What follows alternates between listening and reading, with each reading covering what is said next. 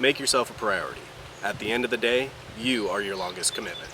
My name is Josh Ward, and this is PNW Tactical.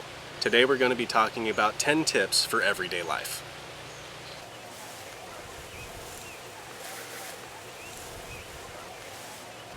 Ten tips for everyday life. Tip number 1, don't dress like a target. Now what I mean by that is dressing much more casually.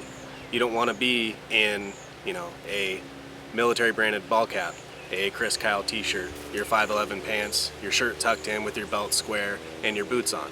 Obviously for this video I am dressing the way that more you're not supposed to dress, just in the instance of not becoming a target. And the reason that you want to dress a little bit more casually, a little more normally, is so that if there is an altercation or if there is a reason that you feel that you need to become defensive or go on the offensive, that you are not the first immediate threat to the threat. So if there is an instance where perhaps you have an armed gunman, that they're going to be assessing the crowd, looking for people that are going to be immediate threats first. So you looking like a military age male with your navy ball cap on, your Chris Kyle t-shirt, your shirt's tucked in, you've got your belt square, your 5'11" pants, and your boots on, in my mind, that is the first threat to me, because they obviously understand what their purpose is in life, or they have former military training. The second part of don't dress like a target is a little bit more of situational preparedness, in the sense of dressing for the occasion and dressing for the weather. If you are going to a business casual meeting, you don't show up with your Chris Kyle t-shirt on and your 5'11" pants. You might wear a nicer pair of jeans or slacks with your shirt, a button-up shirt on. But that doesn't mean that you can't be tactically ready for any situation. And then also dressing for the weather. Here in the Pacific Northwest, we're used to being wet, so wearing a good pair of waterproof shoes, or at least closed-toed shoes, and in most instances, having a jacket ready. Today, it is cloudy, not raining, but it could start raining at any time, so we do have jackets to be prepared. Tip number 2, always wear a belt. The reason why I say to always wear a belt, even if you're not having your shirt tucked in or anything of that nature, having a belt on can be used for many different things. For instance, you can use it as a tourniquet. It's an easy access thing that you're always going to have on your body, so if you get used to wearing a belt on a daily basis, no matter the situation that you do come into, whether you get in a car accident, whether it does come to a shootout or even a knife fight, you have a belt on that you can use as a tourniquet, especially something that's leather, and possibly one that has holes all the way around, so that you can cinch it up and actually use the belt buckle to cinch and hold that tourniquet. Secondly, you can use it as a self-defense or even potentially an offensive weapon in any kind of altercation. It's pretty easy to whip this thing out and use it. You can use it to wrap around your hands if you're getting into a knife fight, so you can effectively block or stop a blade. You can also use it in a more self-defense, where you can wait for them to try and strike, wrap them up, and tangle the arm, and then in that instance you could possibly disarm them as well. And then you can also use it on the offensive as more of a deterrent of whipping it out and giving them a kind of show of, this is kind of my safe zone, this is your safe zone, and it becomes a little bit easier to use, and at least gives you something that you can reach out and touch somebody with. Tip number 3, always carry on your person. Now, whether that's a knife, pepper spray, or even a firearm, if you have the proper licensure, the best way to carry is always carrying on your person.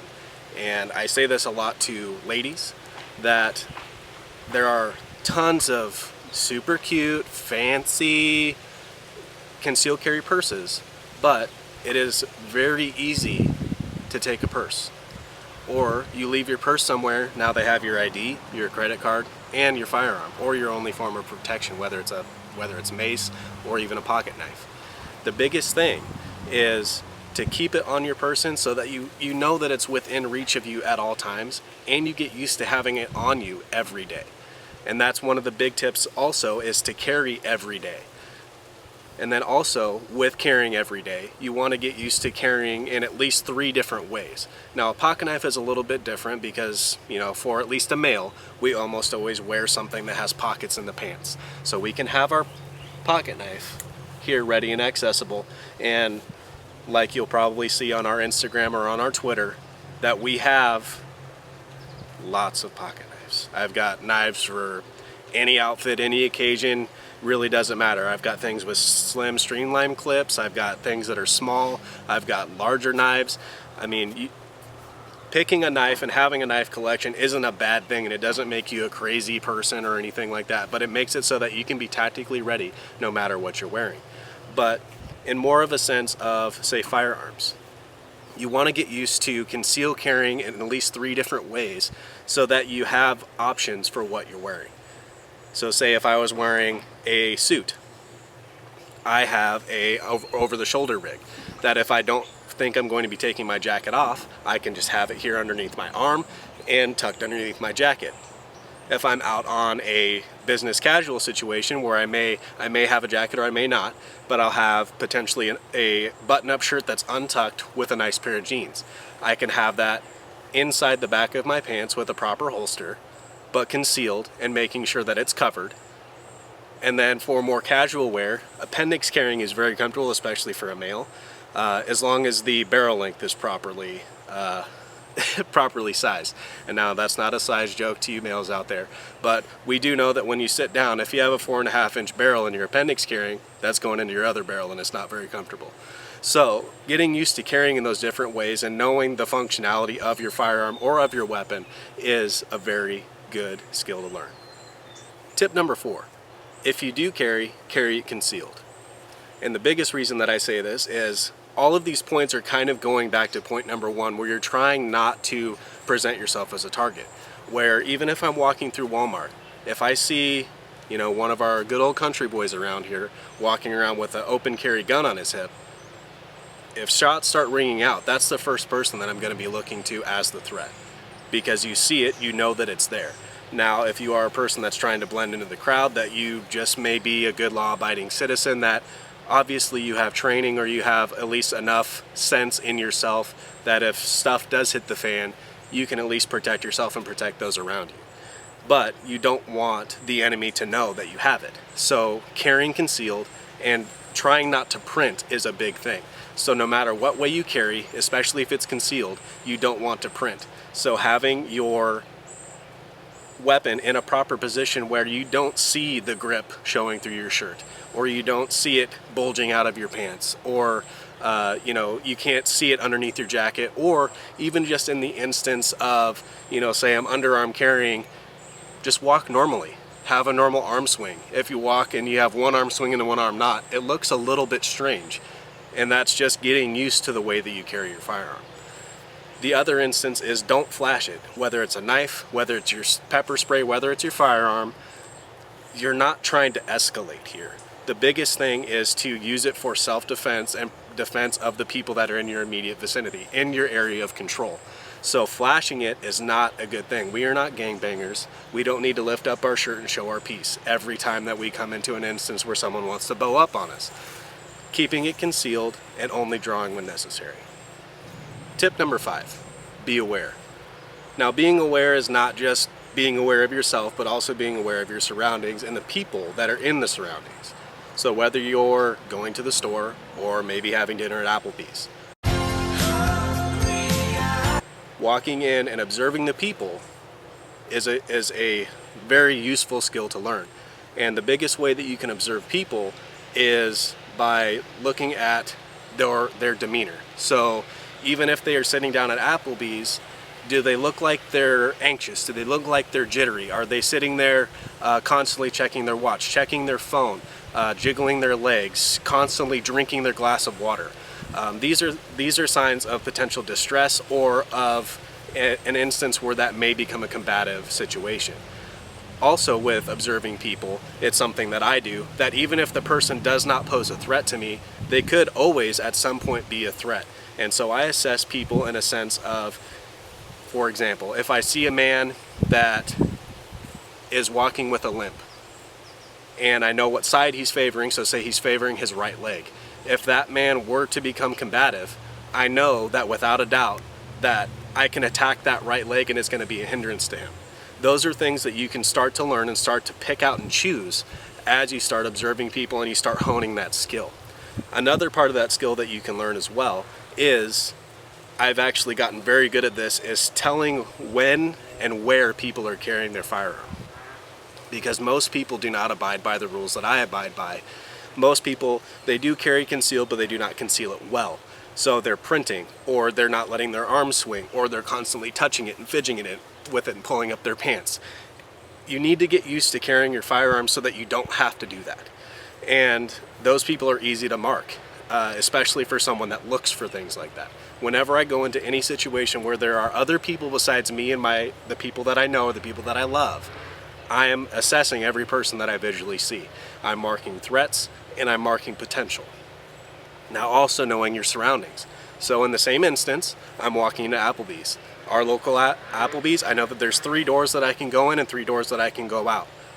And that's just something that you need to learn. Have an exfil plan no matter where you go into. And no matter what position. If I'm at the bar, I know my closest exit is either the front door or the side door by the bar. If I'm in dining, I know that there's a door right behind dining for the takeout orders. So there are different ways that you can plan your exfil if there is a situation where it becomes combative or becomes unsafe for you and your party. Tip number 6, controlling your situation. With controlling your situation, the basic gist of what that means is not letting someone else dictate the choices that you make. And that retreat is always an option. Now with the choices that you make, those can affect yourself and the people in your immediate vicinity or your party. So going back to our Applebee's analogy, if there is a firefight that breaks out, you have the choice to retreat. You have the choice to save yourself and save your party. And you are still in control of your situation because you were allowed to leave, you got out, and you were able to effectively keep yourself alive and keep your party alive. And all of this kind of compounds onto not making yourself a target.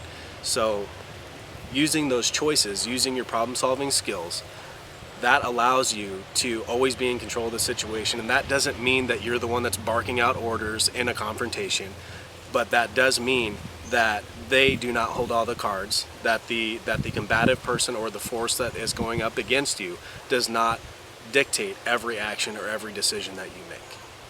Tip number 7, do not look for a confrontation. Now what this means is that for some of you, you may be law enforcement, but for the majority of us, we are not.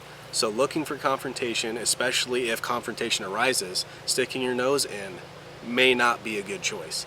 And kind of going back to not making yourself a target, confronting the confrontation may actually cause unnecessary attention to be drawn to yourself, thus creating yourself as a target. Now, you can effectively go back to step number 6, where you're controlling your situation, using your choices to not engage, to neutralize the threat to yourself by leaving, by retreating. Retreat is always an option, but not drawing unnecessary attention to yourself, and not, unless you are law enforcement, you do not have to engage in any conflict. Tip number 8, do not escalate. Weed, dog. So as you can see, most of these points are all compounding upon each other, where this is just how you kind of go through your decision-making process throughout your day. So choosing not to escalate. If you are forced into a confrontation, do not escalate. If it is a merely physical altercation, that does not necessarily give you the right to draw a knife. If they draw a knife, that doesn't mean you get to draw a gun. Escalation is the main reason why most situations become out of hand. Obviously, if you can use your words and safely get out of situations, that is the big factor. Using force should be and absolutely be a last resort. Only use force if there is no other option. Tip number 9, protect yourself first and then others. Now I know you might be saying, Josh, this sounds very selfish. I have the means and the ability to help others. Yes, but just like in the airlines, they tell you if there is an emergency, you mask yourself and then mask others. You're no good to anyone if you are dead. He's no good to me dead. The problem with that is that if you choose to run headlong into a confrontation because you know you can handle it, what about the people that you left behind? What about your party that you're with, your loved ones, your family? You left them to engage in a confrontation that they didn't want to be a part of and they may not be equipped to use. So helping your team first is and should be your biggest priority, especially when you're out with a group. If you're out by yourself, protecting others should be your priority, no matter if you know them or not, especially those that are afraid, scared, potentially in shock. Being able to retreat and get them out is a much better opportunity for you than to engage in the conflict and end up being a casualty of that conflict. And finally, tip number 10, coming home safely. Now, this is our number one priority, no matter whether we're going to the store, just taking a quick trip. Coming home safely is always our number one priority. It doesn't mean that, it doesn't mean any less because we're not law enforcement, we're not military. Coming home safely is the number one priority. Going to the grocery store, going to get your hair cut. There are a lot of decisions that can be made in those time periods that can dictate whether you come home safely or not. Whether you choose to speed, run a red light, you smash into somebody, someone smashes into you. Those are things that can happen that are in your immediate control. You can't control everyone else, but being aware of your surroundings, using all the steps that we've talked about, will help you come home safely, and that should be your number one priority. So that was 10 tips for everyday life. If you are in need of anything tactical or firearms related, be sure to check out 3 Aces LLC. Check them out on Instagram, Facebook, or if you're in the Spokane area, you can check out their storefront. All of their links will be in the descriptions down below.